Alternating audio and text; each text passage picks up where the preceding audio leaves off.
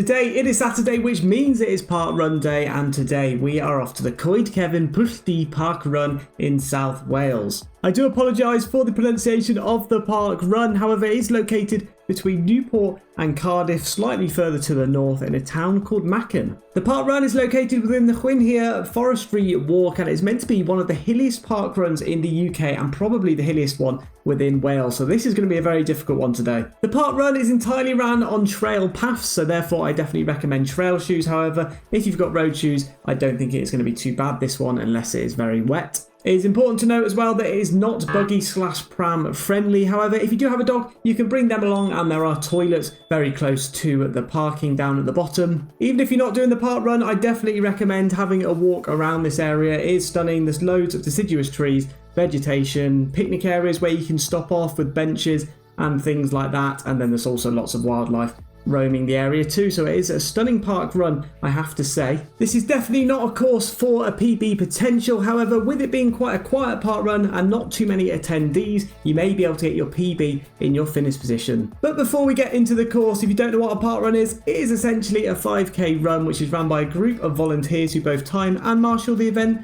Once you get to the finish line, you'll get given your own finish token. You then scan that along with your personalised barcode, and then later on you'll be sent an email with your finish position and the time that you got. And now let's take a look at a summary of the course then. So it is a 1 mile uphill, followed by a mile of undulating land, followed by a kilometre going downhill. It is a single loop, very challenging course as well. However, if you do love your single lap courses, this is the perfect one for you. It has an elevation gain of approximately 131 metres with a max elevation of 182 metres, so a very hilly one. And now let's take a look at this course in a bit more detail then. So you're going to start off on this north side of the forestry walk. This is going to be the lowest point of elevation of the whole run. You're going to make your way uphill past where you're going to finish towards the top of the hill. So it's large swooping bends, but this is all uphill. Once you've completed mile 1, it'll then turn into a more of an undulating course. So you're going to make your way all the way past the Penhal farm down to the bottom section close to where the picnic area and car park is.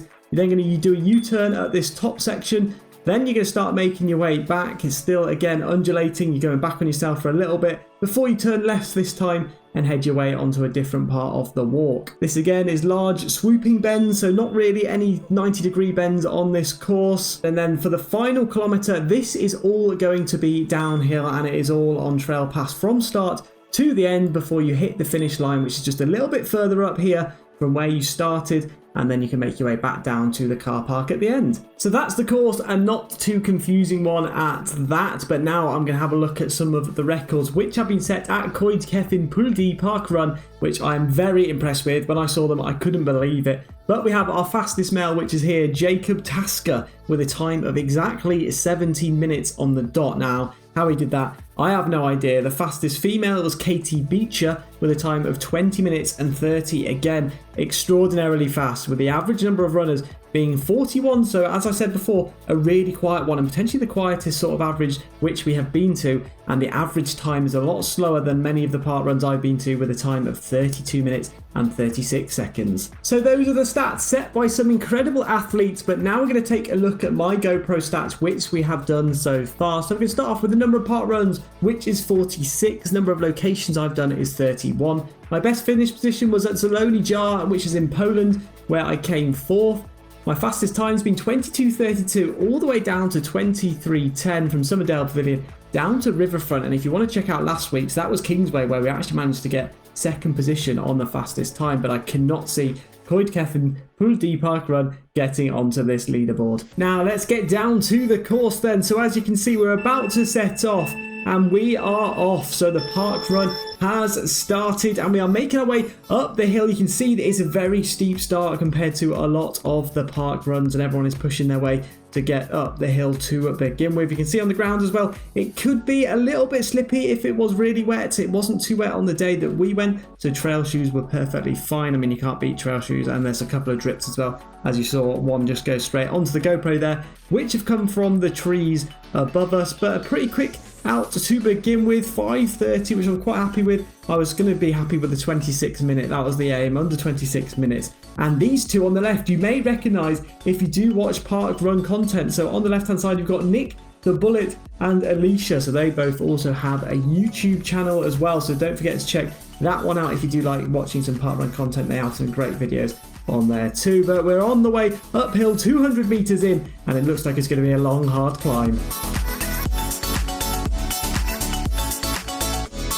And you may see here on the right hand side, that is the finish funnel for the end. So you'll be looking forward to getting to there once you get to the top of this first hill. But that last bit is a downhill, so it's very, very nice to end off. You can see a couple of puddles and maybe a few potholes as well, so do be careful taking your footing. It's now coming a little bit more exposed, so there's less trees around here too. But it's a lovely forestry walk, I have to say. And even if you are not competing in the parkrun, well, not competing, if you're not doing the parkrun, you could definitely come to this area and just take a nice little stroll around the forestry walk, because there's not too many people, so it doesn't get too busy.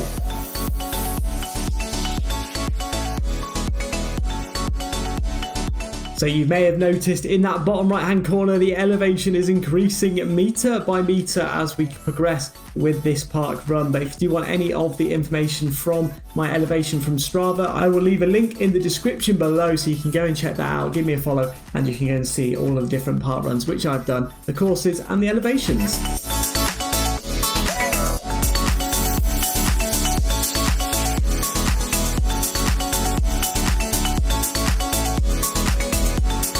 So we're now at 148 meters of elevation, and one thing I do have to say as well is that everyone was so friendly and nice in the area. It was a real community feel to this park run. Dodging that puddle there on that right hand side, it was massive.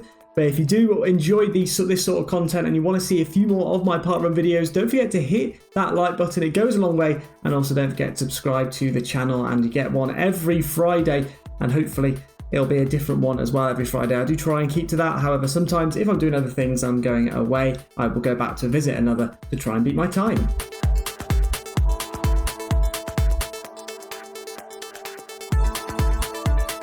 So we are 1 kilometre in with a time of around 5 minutes and 40 seconds, so a lot slower than a lot of my usual runs. You can see as well that when with the bends on the course from the map on the left hand side, they're not actually 90-degree bends at all. It's a perfect nice little swoop, so that's not going to slow you down at all. But you can see it is starting to get that little bit steeper, up to 163 meters of elevation as we make our way up. You can see a few people there ahead of us as well, so you're not really going to lose your way either. It's quite hard to go wrong on this one because it is literally just a single track, and then anywhere where there's a junction there'll be a marshal or an arrow pointing you in that right direction.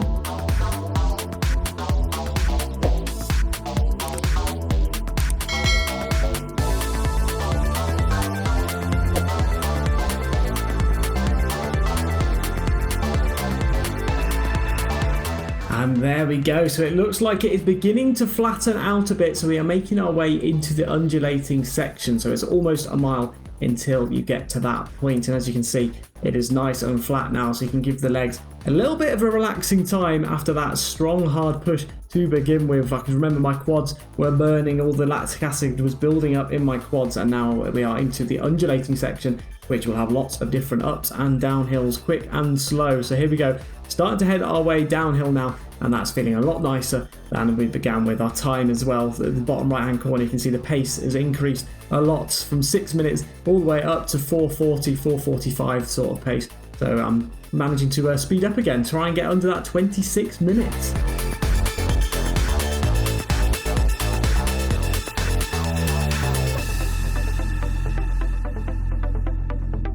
10 minutes in, 1.8 kilometers done. You can see your marshal here pointing you in that right direction, and you will be passing this section as well when you make your way downhill. You can see the cones directing you into the right path, and we're currently running at a pace of about 5 minutes. So again, we've slowed down that little bit as that was a slight uphill, gone back to flat now to a potential decline. You can see we've actually dropped all the way down to 164 meters now from 182. So we have gone down, and there's only ups and downs to come now.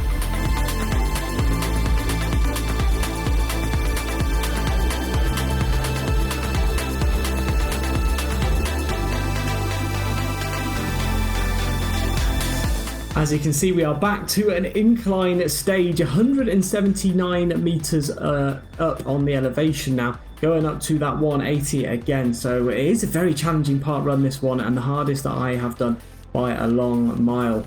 So we can see another volunteer there who's going to point us in the left direction, but look how happy she looks. It was a great community feel. She's got all the energy, giving us that energy to push us up that hill, but you do need to be careful of all of these puddles and potholes and things like that. There's someone else there running down. Not too sure if they were the person in first position, but very well done to them. Having to hop over another puddle there, me and Alicia, as we make our way now down towards the U-turn before heading our way back and to the rest of the undulating stage to the downhill.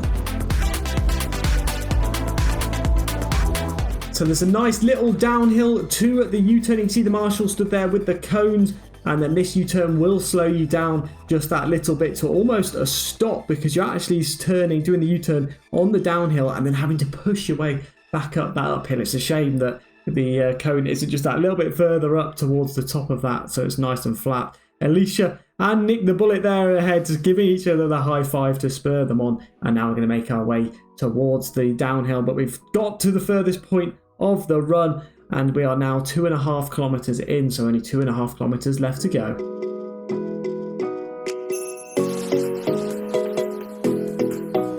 And here is the excited marshal there again on the left hand side to spur us on, to push us as we are back up to that 182 meters of elevation. So now from here it is all going to be a downhill. So obviously some undulation before we hit the downhill, but we're never going to hit that 182 meters again, I don't believe.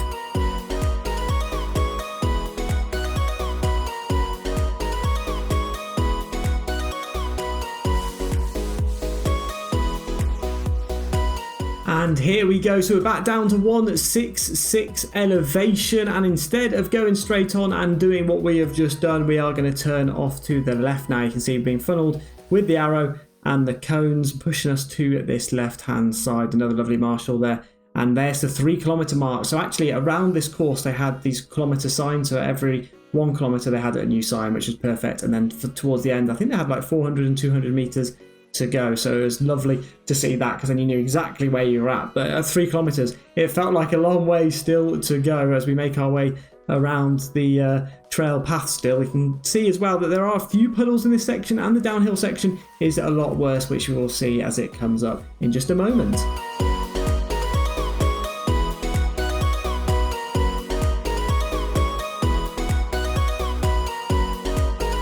And as we hit that 18-minute mark, you can see Alicia has pulled it away, and I didn't realise, but it has actually gone all the way back up to 183 meters. So there is still a few hills to go at this late stage, but surely as we get towards that 4 kilometers, we've got to start going downhill back to where we started.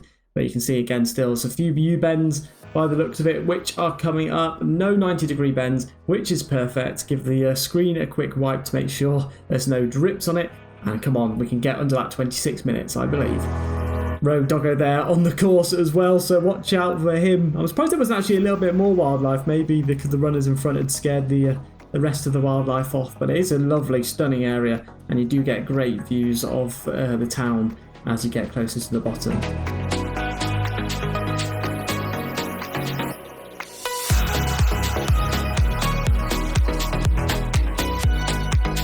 And this is a lovely downhill section. You can see the elevation at bottom right dropping metre by metre. However, in these downhill sections, I would be careful with your footing, as it does get just a little bit more rocky and a little bit more potholey, if that's the word. But yes, we're now heading our way back up another hill, and I believe this might be the last uphill climb which we have to do. Well, when I say uphill climb, up as in a steep uphill climb, because there's a couple more little ups and downs, but the majority of it is now downhill.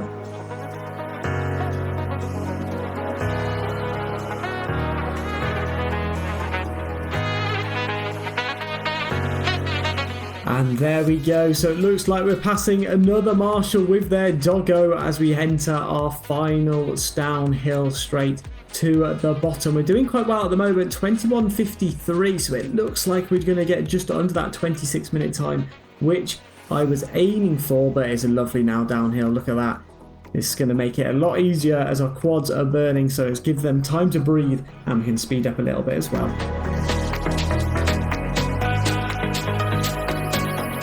As you can see here as well, it gets that little bit muddier, so we're trying to dodge the mud patches by the looks of it and trying to make sure that we don't twist our ankle or anything on this section. It is still downhill. We've gone all the way down now to 147 meters elevation. We're slowly catching up with Alicia as well as we try and get a slightly better time, but it's coming up to that last sort of time. If you've ever done this park run, do make sure to let me know down in that comment section below, and also let me know of your other favourite park runs, because maybe one day I might be able to go and visit those, so I'll note them down for the future. So we are gradually getting closer and closer to Alicia. We're picking up that pace a little bit more. You can see again a few puddles and potholes and things to watch out for, so do be careful in that section. And with 400 meters to go, can we start to pick up this pace that little bit more and maybe get to just under 25.5 minutes? We'll have to see. We're doing quite well at the moment, but no, I trip. I stand weirdly on a rock, and I actually to this day now have sprained my ankle, unfortunately, just from standing on that rock. So do be careful and keep your eyes on the ground at this section. It's very muddy and my ankle was in pain. Alicia actually turned around just to check that I was okay, so I do appreciate that a lot. And I carried on running. Maybe not a very good idea, definitely not a good idea, to be honest. So if you do sprain your ankle, don't keep going, because I did manage to carry on in a little bit of pain. I did feel it hurting, and again we're having to jump over things like this. There's a lot of pressure going onto my ankle in this final section, so that wasn't ideal. But yes, do be careful. Keep your eyes on the floor, especially at the downhill sections, as it is really easy to just twist your ankle and then you'll be out for a couple of weeks. So I'm probably going to be volunteering next week at Summerdale Pavilion, so if you're there, I'll see you there.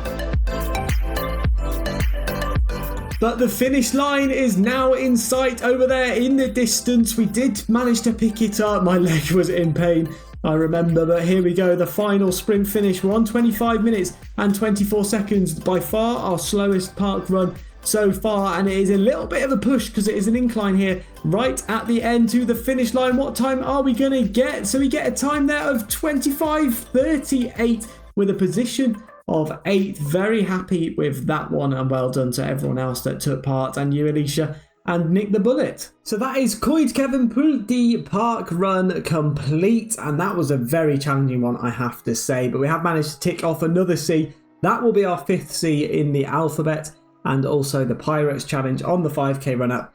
That C also contributes to that. This course is definitely not a PB potential course, however it is really stunning and beautiful, so you definitely have to go and try it out just for that. Even if you're not running or trying to compete against yourself in the park run, do make sure to just have a walk around or a little jog around. It is a stunning one, and there is quite a lot to see as well whilst you're there. Also, let's not forget to say a massive thank you to all of the volunteers who were there on the day. Without them, the run would not go ahead. They were able to motivate us, especially the lady at the top, which was dancing. I have to say, without her, I was feeling down, so she definitely brightened up the mood as we were going around. All really happy, friendly, welcoming, and it gave it a real community feel too, so I love that about it. But as we always do, let's go through a couple of pinch points which makes this park run not a PB potential. So obviously number one is that it is very hilly. Some are obviously quite hilly. This one has been the hilliest one which I've done so far, taking away any PB chance. Number two is the U-turn, so there's that one U-turn towards the end which you need to complete, and that does take a couple of seconds off your time, as you saw with my run. And then finally, the uneven ground, so you have to be careful with that, keeping your eyes on the ground all the time. Maybe have to jump past a puddle or over a puddle or something like that. And with me spraining my ankle, like I said, do definitely be careful at this course, although it is really enjoyable, and I definitely will be back to try and complete it again. And now we are at the section where I give out a few tips and tricks from my experience of the park run. So we'll start off with the public transport. If you want to get there by train, the closest train station is Pontymister train station, which is an hour and 40-minute walk from the start, or a 50-minute car journey, or a 50-minute bus ride. So it is quite difficult to get there by train, and I wouldn't recommend it. If you want to get there by bus, the best bus stops, in my opinion, are probably either the Mackin Surgery or Mackin Primary School bus stops, and then from there is about a 10-minute walk to the start. And then finally, if you're thinking of driving there, there is parking at the Mackin Village Hall. There is plenty of spots available, so you don't need to worry too much about getting there early. However, There is a 7-minute walk from there to the start, so make sure you do account for that. It is a nice little walk as well, and it is uphill. And then finally, at the end of the run, everyone pops over to a little, I think it might be a pop-up cafe, which is literally right next to the car parking, so don't forget to go and check that out too. And you can get some nice little cakes and drinks and things like that. So that is it for all of my tips and tricks. However, if you are local to the event or you've ran this one a couple of times and have some tips and tricks of your own, do make sure to let us know down in that comment section below, and I will try and pin your comment to the top of the comment section. But now let's go and take a look at our GoPro stats. I don't think much is going to change as that was such a difficult park run. So we've now completed a total number of 47 park runs, 32 different locations, and our best finish position stays the same as 4th, and all of the best times also stay the same. However, we did actually get our PB/joint PB with Llwyn Jar for the best gender finish position, so I came 4th out of all of the males at this park run, so that was joint with Llwyn Jar, where I also came 4th out of all of the males, so I was pretty happy with that one. So that is going to be it for Coed Cefn Pwll Du Parkrun, and I'm very happy that that is the last time that I'm going to be saying that in this video. But if you did enjoy this one and you want to go and check out the one which we did last week, that was at Kingsway, where we managed to get our 2nd fastest time, so definitely go and check that one out. Or you can go and check out my park run playlist, which has all of the park runs which I have done so far in a playlist. Due to getting a strain in my left foot this week, I am actually next week going to be volunteering at Somerdale Pavilion as the timekeeper. So if you're there, don't forget to come over and say hi, and I hope you all enjoyed this one, and I'll see you all in the next one.